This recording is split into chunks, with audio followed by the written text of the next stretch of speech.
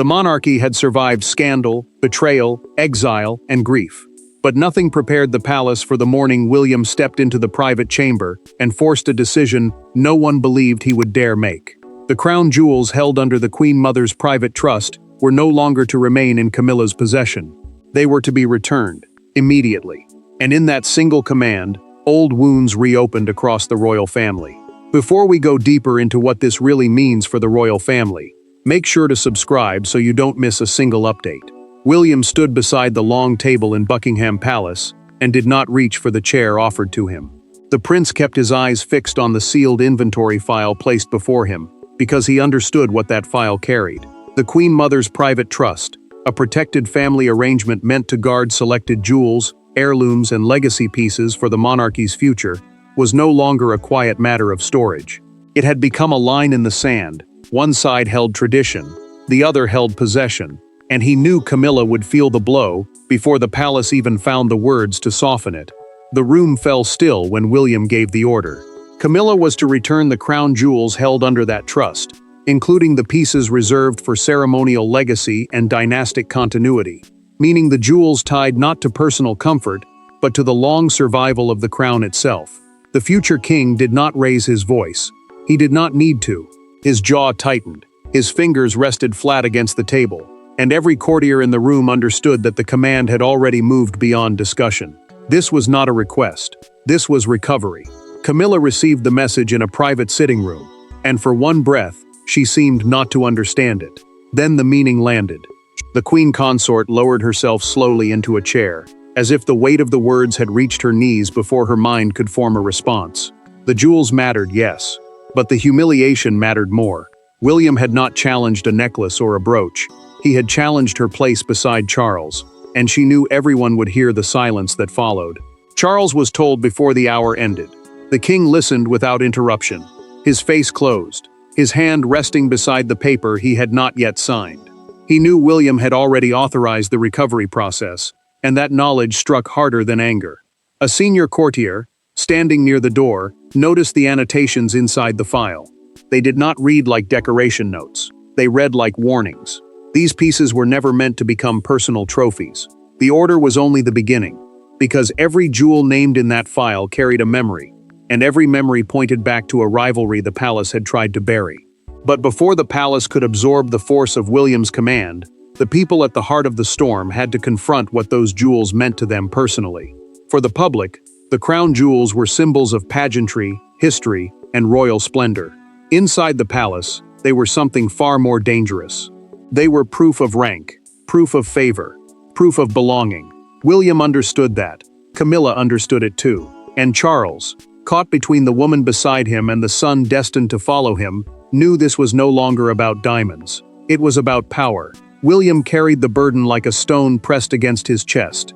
The prince's new inheritance was not just about receiving a crown one day. It was about protecting everything that crown still meant before it reached his head. The crown jewels, the precious royal pieces used for state events, ceremonies, and historic display, were not ordinary treasures. They told the public who belonged at the center of the monarchy. They turned private family tensions into national symbols. That was why this moment mattered. If trust-held jewels could be treated like personal possessions, the line between duty and entitlement would begin to disappear. Camilla understood that line better than anyone. The queen consort had spent years walking through judgment, whispers, cold headlines, and public doubt before she earned her place beside Charles. To her, the jewels were not just diamonds against fabric. They were proof that the palace had finally stopped treating her as an outsider. They were the quiet language of acceptance, and losing access to them felt like being pushed backward through every painful year she had already survived. Charles knew that too, and that knowledge made his silence heavier. William spoke to Catherine later, in a voice low enough to keep pain from becoming anger.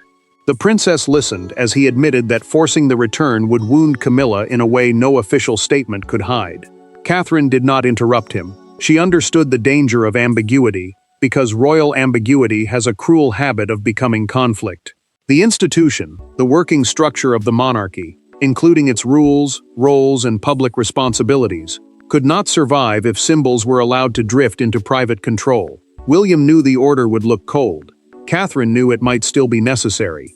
Camilla sat alone with one jewel case open before her. She touched the velvet lining but did not lift the piece inside, as if even that small movement might confirm what she was losing. The queen consort kept her face steady until the door closed. Then her composure cracked in silence.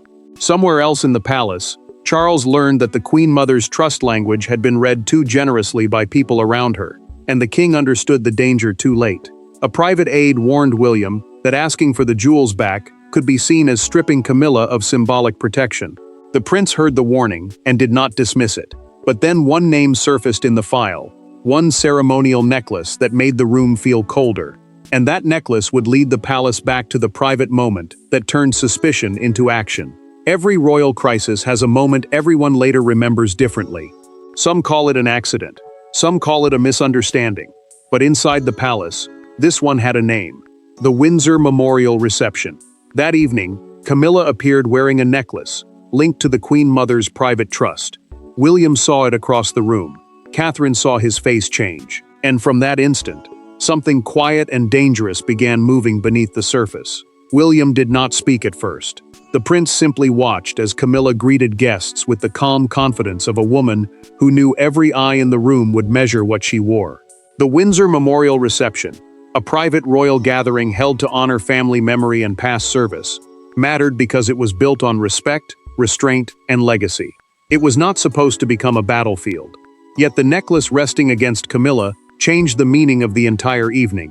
It was not just a beautiful piece. It was tied to mourning, continuity, and the Queen Mother's carefully guarded place in royal history. Catherine felt the shift before anyone named it. She stood near William, close enough to see his face harden, close enough to understand that he was not reacting to sparkle or ceremony. The princess quietly touched his sleeve, not to stop him, but to steady him. William kept his expression controlled, yet Catherine knew that silence. It was the silence he carried when duty had already started making a decision inside him. And across the room, Camilla noticed. Camilla smiled with practiced calm, but the queen consort understood exactly what William had recognized. Her hand moved once near the necklace, then fell back to her side. That small gesture betrayed more than words could have. She knew the piece carried a history bigger than her own acceptance. She also knew what it meant if the future king believed she had crossed a line. In that moment, her public success became private danger.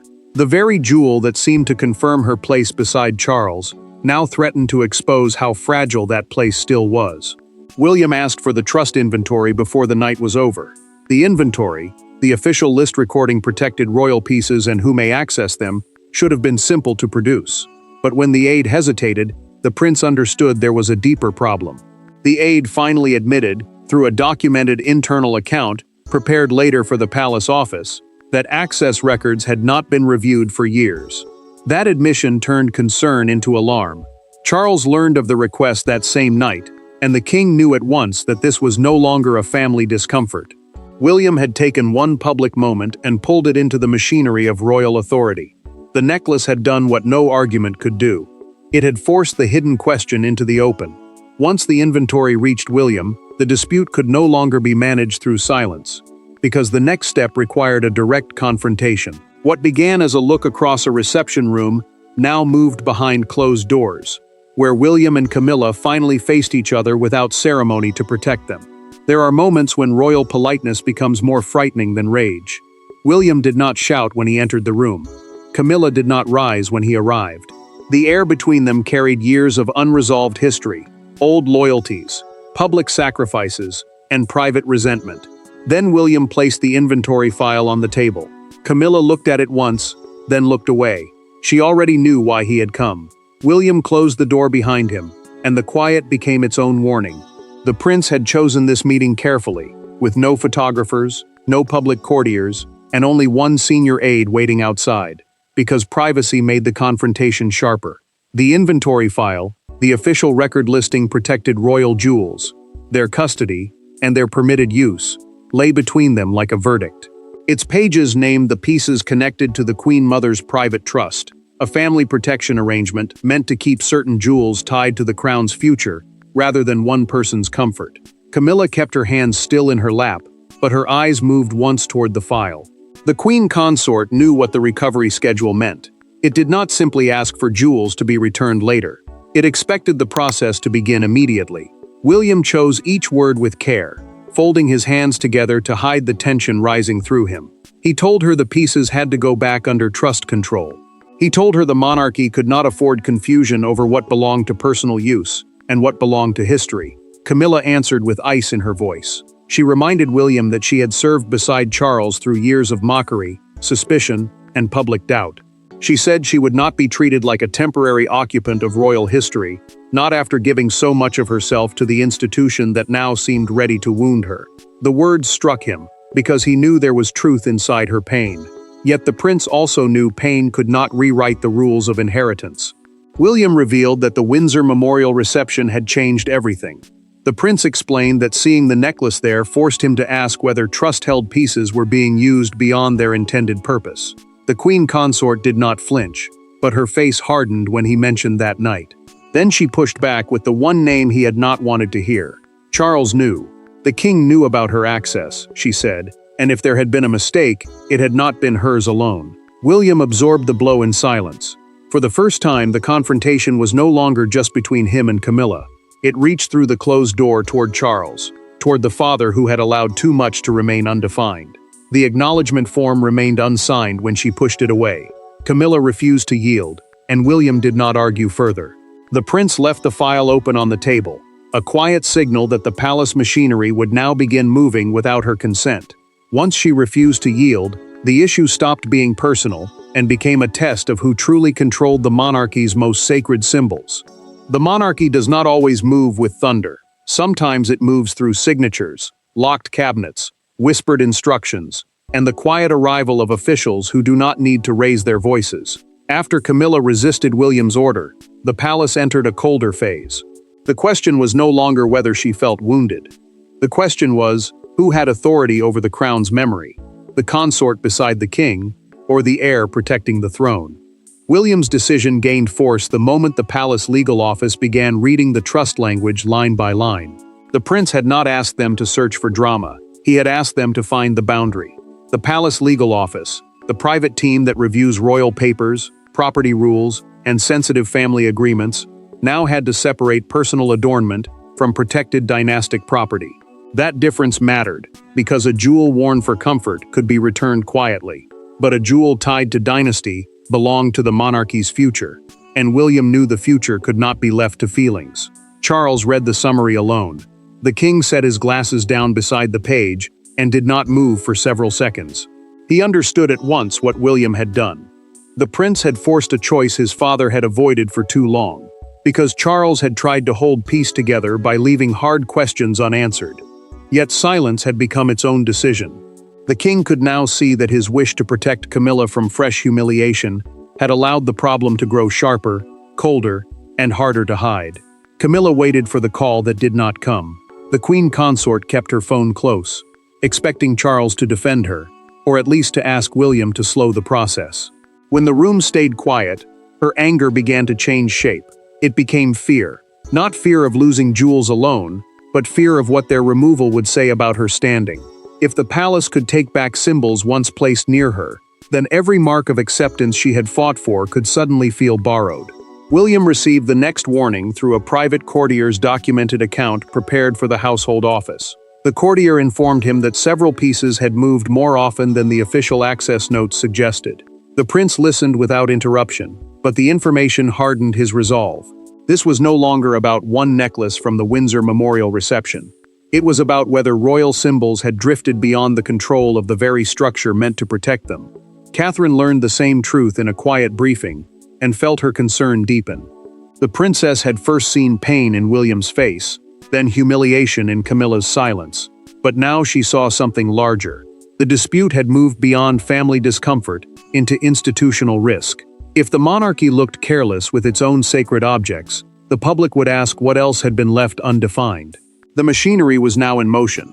Palace staff received instructions to retrieve the cases from Camilla's private rooms, and no wording of protocol could soften what came next.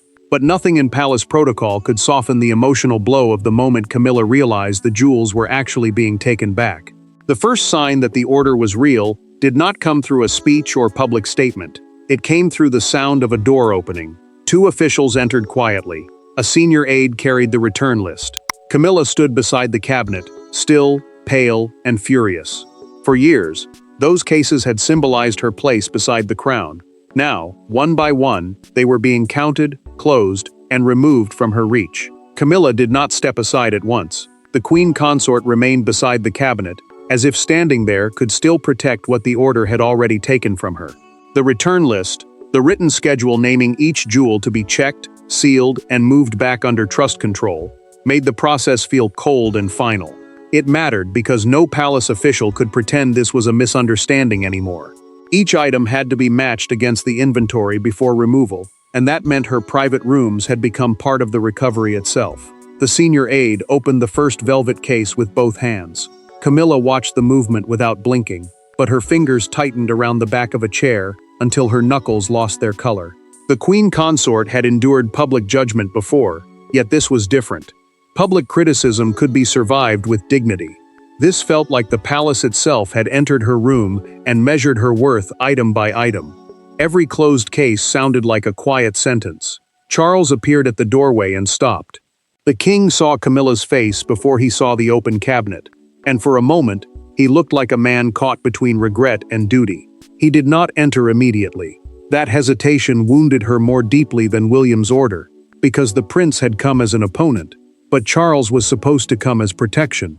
Camilla turned toward him once, waiting for him to speak, and the silence between them became unbearable. The room froze when one case was found empty.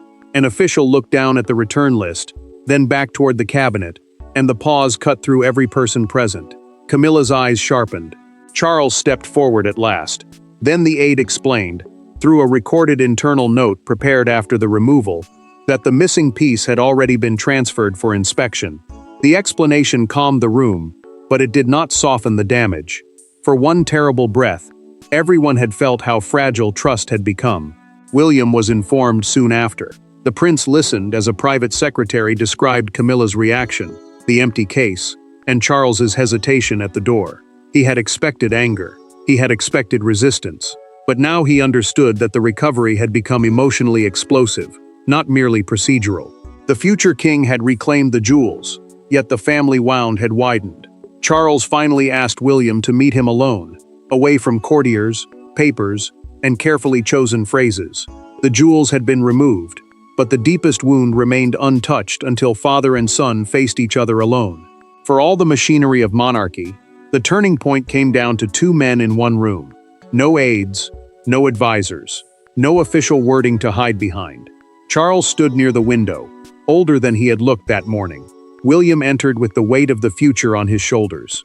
Between them lay Camilla's pain, the Queen Mother's legacy, and a question neither could escape. What must be protected first, love or the crown? Charles did not turn immediately when William entered. The king had summoned his son because the jewel recovery had crossed from procedure into family heartbreak, and he needed to know what truly drove the decision. The Windsor Memorial Reception, the private royal gathering where Camilla wore the necklace that triggered William's doubts, still hung over them like an accusation. The later inventory review mattered just as much, because it showed the problem was not one evening or one jewel. It was a pattern of unclear access, soft boundaries, and silence that had been allowed to harden into risk. William waited until Charles faced him. The prince explained that the trust issue had become unavoidable, not because he wanted to punish Camilla, but because the monarchy could not protect its future while leaving its symbols undefined. The Queen Mother's private trust, meaning the protected family arrangement created to guard certain heirlooms for future royal use, was never meant to become a source of personal security for anyone. It mattered because the public trusted the crown to keep its own history clean. If that trust cracked inside the palace, it would crack outside it too. Charles asked the question quietly. Did William understand what this had done to Camilla? The king's voice carried no threat, only exhaustion. William answered that he did understand. He had seen her humiliation. He had heard how the removal wounded her. But the prince said the monarchy could not be governed by discomfort, because comfort had already delayed the truth for too long. Charles looked away then, and for the first time, the future king saw not resistance in his father, but regret. William's voice softened when he admitted he never wanted to hurt Charles. The prince said he had acted to stop future generations from inheriting a compromised legacy. Charles finally revealed, in that private conversation later recorded in a confidential household note, that he had allowed too much to remain undefined because he wanted peace after years of public fracture. The king had chosen quiet over conflict. Now that quiet had become the conflict. William answered with painful calm. "Undefined power always becomes dangerous inside a monarchy," he said, "especially when symbols are mistaken for personal property." Charles did not reverse the order. The king simply lowered his eyes, and that silence became permission. With Charles no longer standing in the way, the palace could contain the procedure, but it could not contain the story. By dawn, the palace silence had failed. Britain woke to a story that felt impossible, and yet unmistakably royal. William had forced Camilla to return crown jewels, linked to the Queen Mother's private trust. The private wound became national theater. Phones lit up. Commentators sharpened their voices. Crowds gathered outside palace gates. And suddenly, the question inside every headline was not about jewels. It was about who now commanded the future. William saw the first broadcast before the palace finished its morning briefing. The prince stood in silence as palace correspondents framed the return as a rare internal assertion of authority, the kind of move usually hidden for decades behind sealed files and careful memoirs. Buckingham Palace, the main working center of the monarchy, where official announcements and royal business are often managed, issued a controlled statement saying trust-held items were being reviewed and restored to proper custody. That mattered, because the wording did not deny the return. It confirmed the heart of it. Camilla watched the coverage from a private room, and for several minutes, her face gave nothing away. The queen consort had survived storms before, but this one was cruel in a different way, because the story did not attack her past. It questioned her present. One headline called, "The Move a Symbolic Defeat," and Camilla turned the screen off before the presenter finished the sentence. The silence that followed was worse than the broadcast. She had lost access to jewels, but now she was watching the country debate whether she had lost protection too. William watched footage of crowds gathering outside Buckingham Palace, and the weight of public judgment reached him at last. The prince had acted to protect the crown, yet the world now saw his decision as a test of dominance. A private act of duty had become a national verdict. Some voices praised him for drawing a firm line. Others wondered whether the monarchy had allowed an internal family wound to spill into public view. William understood the danger. Success could look like cruelty when pain stood beside it. One newspaper front page defined the morning. It showed a close photograph of a locked palace gate beneath the huge headline, "The Jewels Return."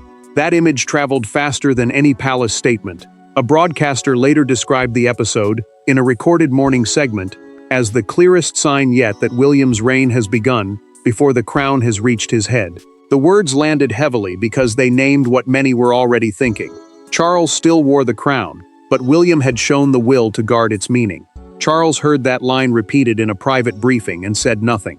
The king knew the public was no longer asking who owned the jewels. They were asking who had moral command of the monarchy's future. The public reaction forced the palace to settle the emotional meaning of the crisis, not just the administrative result. And when the noise finally settled, the monarchy was left with one final truth. The jewels had returned, but no one inside the family was unchanged. In the end, the story was never only about jewels. It was about the price of belonging, the burden of inheritance, and the brutal discipline of monarchy. Camilla lost more than access to precious stones. Charles lost the comfort of avoiding conflict. William gained authority, but not without cost. And the crown itself delivered the final verdict. Symbols do not belong to those who wear them. They belong to history. Camilla remained alone after the final case was removed. The queen consort sat in the quiet room, facing the empty cabinet that had once held more than jewels. It had held proof of acceptance, proof of rank, proof that the palace had finally placed her near the heart of royal memory. Formal trust custody, the protected holding of family treasures under controlled rules rather than personal possession, now carried every recovered piece back into history's hands. That mattered because William's order was no longer a threat or a debate. It was complete. Charles came to her later without excuses. The king did not bring anger, and he did not bring the defense Camilla had once expected from him. He brought quiet regret. She looked at him long enough to understand the truth he could not easily say. His silence had not been indifference. It had been surrender to the crown's demands. Charles loved her, But the monarchy had reminded them both that love could not always stand above duty. Camilla felt the cruelty of that lesson because it took from her the symbols she had worn like armor. William received confirmation that every item had been secured. The prince read the final note twice, then placed it down with a heaviness no victory should carry. The access procedures, the palace rules deciding who may handle, wear, or request protected royal pieces, were quietly updated so no future consort, heir, aide, or advisor could blur the line again. That mattered because the monarchy could survive pain, but it could not survive confusion over its own sacred symbols. Catherine found William afterward and saw the sadness he had held back from everyone else. The princess told him softly that protecting the monarchy had changed him. He did not deny it. The future king admitted that duty sometimes asks a person to wound the very people they hope to spare. Catherine stayed beside him, and William understood that authority had arrived not as triumph, but as cost. Camilla remained queen consort. Charles remained king. But William had proven something final. The next era would not be ruled by sentiment, ambiguity, or private privilege. The monarchy emerged colder, but clearer. There is no unresolved ending here. The jewels returned to history. Camilla learned the limits of royal favor. Charles accepted the cost of silence, and William stepped fully into the authority that had been waiting for him. Thanks for watching. Please don't forget to like and subscribe, and we will see you in next one.